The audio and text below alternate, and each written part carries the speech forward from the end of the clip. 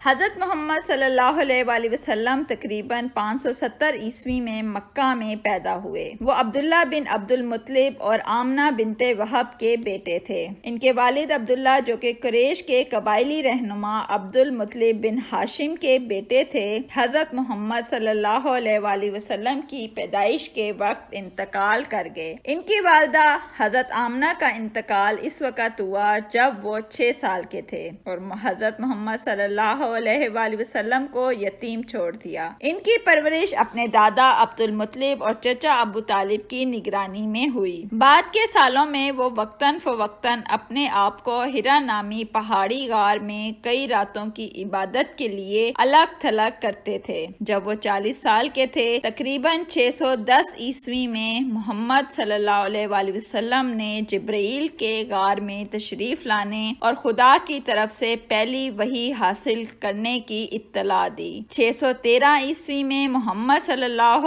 علیہ وآلہ وسلم نے ان انکشافات کی عوامی سطح پر تبلیغ شروع کی، یہ اعلان کرتے ہوئے کہ خدا ایک ہے اور اللہ کے سامنے اسلام یا تسلیم زندگی کا صحیح طریقہ ہے، اور یہ کہ وہ اسلام میں دوسرے انبیاء کی طرح خدا کے نبی اور رسول تھے۔ حضرت محمد صلی اللہ علیہ وآلہ وسلم کے پیروکار ابتدا میں بہت ہی کم تھے اور 13 سال تک مکہ کے مشرکین سے دشمنی کا تجربہ کرتے رہے۔ جاری ظلم و ستم سے بچنے کے لیے انہوں نے اپنے کچھ پیروکاروں کو 615 عیسوی میں حبشہ بھیجا۔ اس سے پہلے کہ وہ اور اس کے پیروکار مکہ سے مدینہ، جو کہ اس وقت یثرب کے نام سے مشہور تھا، ہجرت کرتے بعد میں 622 عیسوی میں چلے گئے۔ ہجرت کے بعد کا جو سال ہے اس کو ہجری کیلنڈر کے نام سے جانا جاتا ہے۔ مدینہ میں محمد صلی اللہ علیہ وآلہ وسلم نے مدینہ کے آئین کے تحت قبائل کو متحد کیا اور دسمبر 629 عیسوی میں مکہ کے قبائل کے ساتھ 8 سال کی وقفے سے لڑائی کے بعد حضرت محمد صلی اللہ علیہ وآلہ وسلم نے 10,000 لوگوں کو مسلمان مذہب میں تبدیل کیا اور ان کی ایک فوج جمع کی اور مکہ شہر پر مارچ کیا۔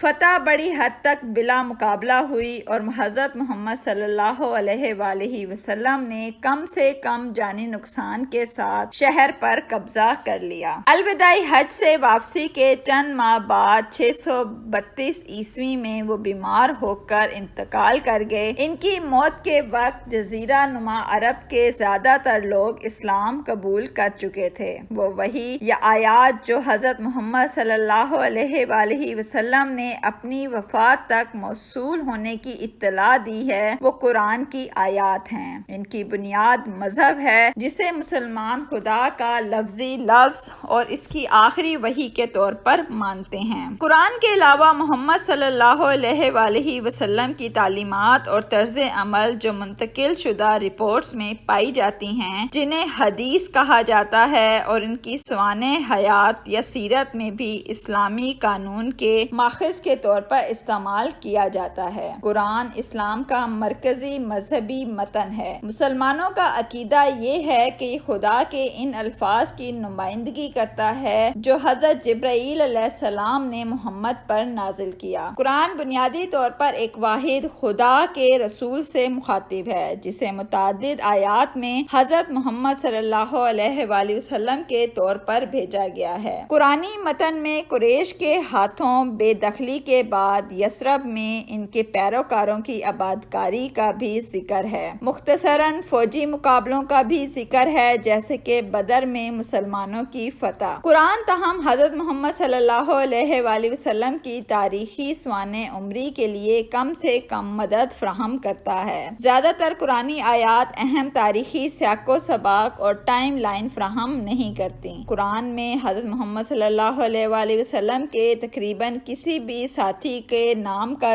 ذکر نہیں ہے، اس لیے ایک مختصر سیرت کے لیے کافی معلومات فراہم نہیں کی جا رہی۔ قرآن کو حضرت محمد صلی اللہ علیہ وآلہ وسلم کے ساتھ ہم اثر سمجھا جاتا ہے اور برمنگم کا مخطوطہ ان کی زندگی کے دوران ریڈیو کاربن کا رہا ہے۔ ان کی دریافت بڑی حد تک قرآن کی ابتدا کے بارے میں مغربی نظر ثانی کے نظریات کو غلط ثابت کرتی گئی ہے۔ حضرت محمد صلی اللہ علیہ وآلہ وسلم کی زندگی کے بارے میں اہم ماخذ ہجری دور کی دوسری اور تیسری صدی کے مصنفین بالترتیب 8ویں اور 9ویں صدی عیسوی کے ارد گرد کے تاریخی کاموں میں مل سکتے ہیں۔ ان میں حضرت محمد صلی اللہ علیہ وآلہ وسلم کی روایتی مسلم سوانح عمریاں شامل ہیں جو ان کی زندگی کے بارے میں اضافی معلومات فراہم کرتی ہیں۔ سب سے قدیم تحریر شدہ سیرت محمد کی سوانح حیات اور ان سے منسوب اقتباسات ابن اسحاق کی لائن آف گاڈ میسیجز لکھی گئی ہے۔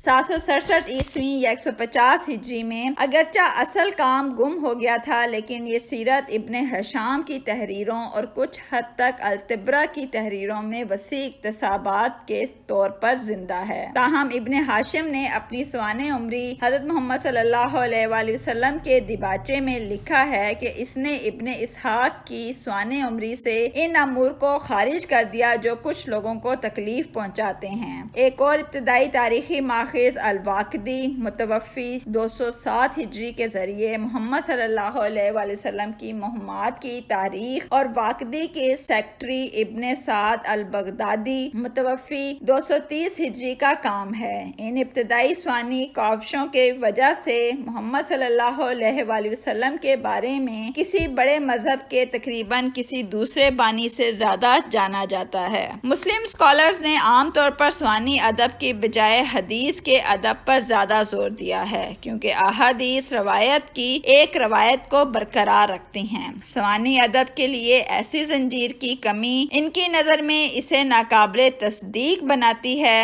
احادیث عام طور پر حضرت محمد صلی اللہ علیہ وآلہ وسلم کے بارے میں ایک مثالی نظریہ پیش کرتی ہیں۔ مغربی اسکالرز نے ان زنجیروں کی نشریات کی تصدیق کے بارے میں شکوک و شبہات کا اظہار کیا ہے۔ مغربی اسکالرز کا یہ وسیع پیمانے پر خیال ہے کہ اسلام کی ابتدائی صدیوں کے دوران بعض مذہبی اور قانونی عہدوں کی حمایت کے لیے بڑے پیمانے پر حدیثیں گھڑی جاتی تھیں، اور یہ تجویز کیا گیا ہے کہ بہت زیادہ امکان ہے کہ احادیث جو احادیث کے مجموعوں میں مل سکتی ہے وہ در حقیقت حضرت محمد صلی اللہ علیہ وآلہ وسلم سے شروع نہیں ہوئی۔ اس کے علاوہ حدیث کا مفہوم ان کے اصل بیان سے ہٹ گیا ہے۔